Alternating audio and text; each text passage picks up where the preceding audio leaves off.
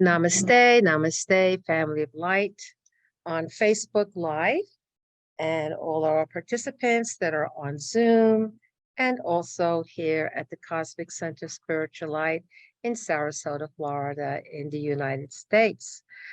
Welcome, welcome. So we are here doing our regular weekly little chat before we get started with the transmission. And our topic that I'd like to talk about is going to be the multiverse. That's really a theme that's been out there now, even in Hollywood and other places. Of course, it's always been, but it's more under radar, you could say. And more people are coming into the fullness of the multiverse, what it is, and more importantly, how it affects us here in this reality bite. First of all, I want to mention to most of you on Facebook will get this in your Facebook feed at some point, and you are always welcome to join the Anchoring Light Transmission Meditation, which is in person and also online through Zoom. And all you would have to do is look for the Anchoring Light Transmission Meditation with Baba Sharon. That is me, my spiritual name, and simply register. Once you register, then you're good into perpetuity. It'll keep on, reminding you, and you could always jump on when you want to. One of the benefits of participating in the Anchoring Light transmission is not only in higher service, which of course is the motivation of why we're doing it, is to be of service, is to be of anchoring light. We are the conduits. Okay, so all of those in the multiverse, the higher frequencies of light, the Amishadai, the family of light, the ascended masters, the great arbiters of light, and on and on and on. They're like, okay, we're here in this frequency, but we need the boots on the ground to get it to the earth. And we're the ones that said, okay, we will put on space suit earth. And so we are in our space suit earth space suits, as I like to say. And we are here. Our space suit is not who we are.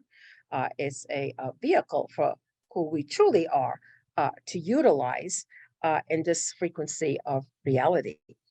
And for a number of different reasons, but mostly for many of us, is to assist in the ascension of this planet, whatever cycle of times and whatever galactic history, so on and so forth. All we know is that right now there's a shifting taking place. Somehow we're involved in it. If you're hearing these words or sitting in these seats, that we somehow play an important role in that. Okay, or we wouldn't be here listening to this, right? We could be watching TV or some soap opera or whatever the heck they have on TV these days, or watching the news or something. So here we are, because, and our own personal journey, our own personal spiritual journey of many different things that have brought us to this moment.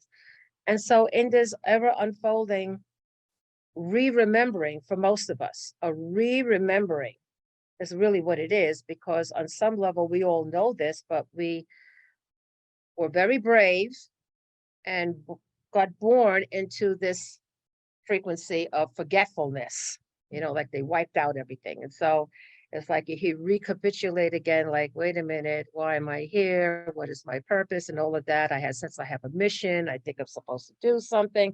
I don't know why I feel this way. Nobody understands me. How could they do that?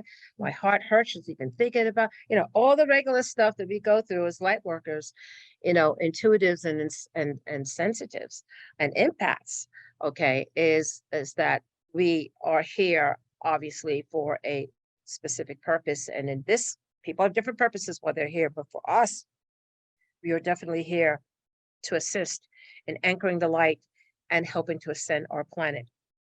So that being said, as we are on this journey, we begin to unfold in our own consciousness. So what is, why even do the anchoring light? Well, it'll accelerate your consciousness to new levels. Like, what? And it's happening more rapidly. So now we find ourselves in the radar frequency of like, wait a minute, just different versions of me. And there's different reality bites. And I remember some years ago, I had an instance where I was married with my husband and my son, okay, in this reality bind. But then I found myself in another location, and it could have been Peru because I went to Peru and I remember very specifically what the landscape looked like. There was the water, was in the boat rowing, and it had this like curvature of the stone, beautiful blue water. And when I was in Peru many years after this experience, I'm like, wait a minute, this looks familiar, but was in a different time. And all I remember is that I was with a different husband and had a different son. It was the same trio, but it was like, who are you? It's like, obviously they knew me, I knew them and my son. So that was my first indication, like, wow, there's something else going on in some other reality of myself. And then there's the thought that every decision that you have made or not made. So say, for example, you've been given the opportunity to make a choice, whatever that is, to take a job or not take the job, or to marry this person or not marry this person, or whatever the case may be. Those possibilities are still running on a timeline. Yes, you took that job and now you became, the executive vice president, and you are the first person to achieve this level, the first woman to break the class, whatever it is, okay? Or, I married this person, we end up having 8 kids and da da da da da, whatever it is. So those possibility timelines are running somewhere, okay? And that's one way of looking at it. But I'm going to tell you a personal experience that I had that really drives this home, and why it is important for us to now begin to resonate and tune into this multiverse and how it impacts us. Nothing like being conscious, how it impacts us. So um, I had a healing. We have a gentleman by the name of Ken. Some of you have seen on there. He's known as a soul braid walk-in. But at any rate, I went there, and there was a particular issue in my lower back. But I will tell you, as you stay in the light, okay, you will be given those things as to how to heal. You'll definitely be given, it's a journey, it's not just one thing. So in addition to all the things I do, watch my diet, exercise, all of that, okay, this is like one part of a complexity of healing options. It's not just one thing, it's multiple things. So this was one component. And in this situation where I talked about having this thing in my lower back, but it's not related to my diet. It's not related to I did any exercise that hurt myself. I was like, why is it there? And it would flare up every so often, like for no reason. And I said to myself, I know it has to be energetic because it's just not making sense. So in this particular unfoldment, in this session, this little girl shows up. She's like 11, 12 years old. And she's an ancestor of mine. And she was living somewhere like 400 years ago, 500 years ago. So, that would be like in the 1600s or something. And this little girl was having these spasms. She was like suffering. Okay. Now she's not, I would say, living in this physical realm. She's somewhere in the multiverse, not obviously in the physical 400 years ago 3D like how we are here, but she's somewhere. Okay, so I believe she's somewhere between the earth and wherever she's supposed to go. So you could say that she's earthbound. Some religions talk about the bardo, other religions talk about purgatory, some in between, whatever is going on, wherever she is in this multiverse, she connects to me. Okay, because she's having these issues that are going on, and somehow through DNA, she's connecting to me. I have no clue who she is, but we share apparently DNA. She's an ancestor of mine, and she's a little girl, and she's going through this pain. This pain is a result of someone doing, whether it's black magic or a curse or a spell. They've been doing this since the beginning of time, from the Egyptians and the Babylonians. If you watch, you could see, there's the light and there's the dark. And so all of that stuff has been going on. In the Middle Ages, all kinds of things were going on. Okay. So they have the evil eye, they have all kinds of stuff. All right. So it isn't like this is like, what is this? It's been on our planet like forever. And apparently, this little girl, whether it was her directly or because of her family, anyway, she was the recipient of this bad energy or this um, targeted energy that was malevolent to her. And so she was suffering. And somewhere in the multiverse, she finds me to help. Now I know in the East they talk about the hungry ghost. You gotta be careful of those hungry ghosts because they're like, hey, I need some help. So I mean, you could do your own research on this. But I also know this from the Siberian shamans that came from Siberia, and they hold the ancient Aryan knowledge, and they talk of this thing here too. And it can be generational, generation after carrying this same whatever dynamic that is not benevolent or helpful to a thread of generations. And so the short of it all is that what was done was to release this young girl from whatever this boundedness was by this other energy, bounding her where she was in. And so she was able, the angels came, and she was able to ascend. She was able to get out of that and move into a ascension process because the angels came and they took her.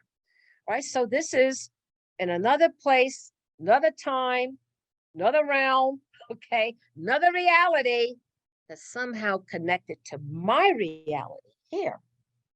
And the pain is gone, gone, gone, completely gone. So I don't claim to understand it all. I don't. I do know that we do live in a multiverse, and there's, as Jesus Christ said, my Father has many mansions. So we're dealing with different levels, different frequencies, different realms, different interdimensionalities, different segments, different timelines. It is so massive, okay, to the magnitude of what we're part of. I think it's exciting because it's like a great exploration. Like, okay, now they have timeline jumping. I can relate to the timeline jumping. I haven't been able to do it, but I'm like, that might be something I could do now. Okay, they have people who time travel. That's not as fictitious as it sounds. I think there could be time. I think I could do some time travel. I think now that I know that there's a multiverse, honing your skills, somebody has to teach you, well, this is how you do it. So this is not science fiction anymore, but where does science fiction come from? Science fiction is that the possibility of that exists someplace or even couldn't come into the consciousness of that person. We may not know about it, but it's existing somewhere else. And so this takes you, and the Anchor and Light Talk just said, hey, everybody's going to be upgraded to a whole new level of understanding and consciousness. And here we are. And this is just one stepping stone. So the one thing I do know, when we do the open heart divine healing service, absolutely on Sundays when we do that, it said, look, the healing, okay, you're going to have to call in divine intervention for your healing because your healing can stem from the star Regulus. That's who we are. So your healing or things that need to be adjusted or whatever is way more complex. Sometimes it is like, okay, let me just fix this one section. It's an emotional situation, and that's a closely guarded thing, or the way you're thinking mentally that has impact. But there's so many levels of impact, including your lineage, including all that you're connected to. If you figure that we are stardust, we are literally stardust. We are one with the stars. We're one with the stars. So when you start to expand your mind, then it is like a great cosmic adventure, as to who we are. Just figuring out who we are is the greatest adventure of all. So I just wanted to share that we are onto new frontiers as a humanity, unfolding new levels, new possibilities of who we are and what we're capable of doing. and that our healing is way, way more layered. And as we choose to grow in our own consciousness, more things will be revealed, more things we'll be able to do, more things we'll be able to assist and help others. So, with that, I'll leave that with you. I'm going to say namaste to our family of light on Facebook Live. We will see you next time. Thank you so much.